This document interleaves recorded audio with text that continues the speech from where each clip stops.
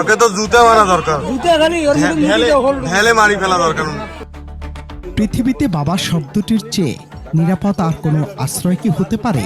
প্রতিটি কন্যা সন্তানের কাছে তার বাবাই হলেন পৃথিবীর সবচেয়ে বড় সুপার হিরো, সবচেয়ে নিরাপদ ছায়া। কিন্তু সেই পবিত্র মহিমান্বিত শব্দই যখন কোনো পিশাচের কারণে প্রশ্নবিদ্ধ হয়, তখন থমকে যায় পুরো মানবতা। মা ঘরের বাইরে গিয়েছিলেন, আর এই সুযোগে ঘরে একা থাকা 9 বছরের অবুঝ কন্যা সন্তানের উপর ঝাঁপিয়ে পড়ল স্বয়ং জন্মদাতা পিতা। শুনতে কোনো ভৌতিক বা কাল্পনিক গল্প মনে হলেও এমনই এক লোমহর্ষক ও নির্মম ঘটনার সাক্ষী হয়েছে নীলফামারী জেলা। ঘটনাটি ঘটেছে নীলফামারী সদর উপজেলার টুপামারী ইউনিয়নের কিসামত দৌগাছি গ্রামে। নিজের 9 বছর বয়সী শিশুকন্যাকে ধর্ষণের অভিযোগে আব্দুল কুদ্দুস নামের এক ব্যক্তিকে হাতে নাতে আটক করেছে পুলিশ।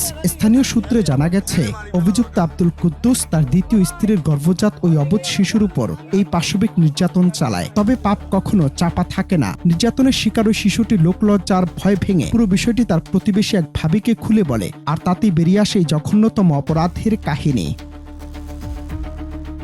বাবার এমন পৈশাচিক কর্মকাণ্ডের কথা জানাজানি হতে ফুঁসে ওঠে কিসামত দৌগাছি গ্রামের স্থানীয় বাসিন্দারা।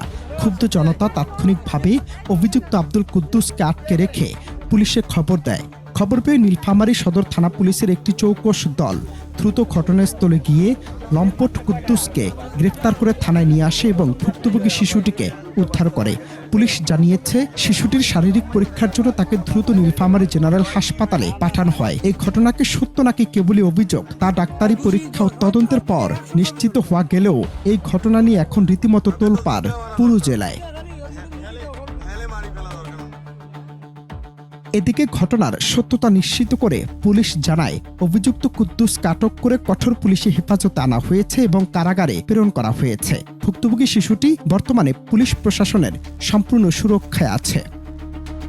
অনন্ত হাসান মাসুদ, বাংলা টিভি।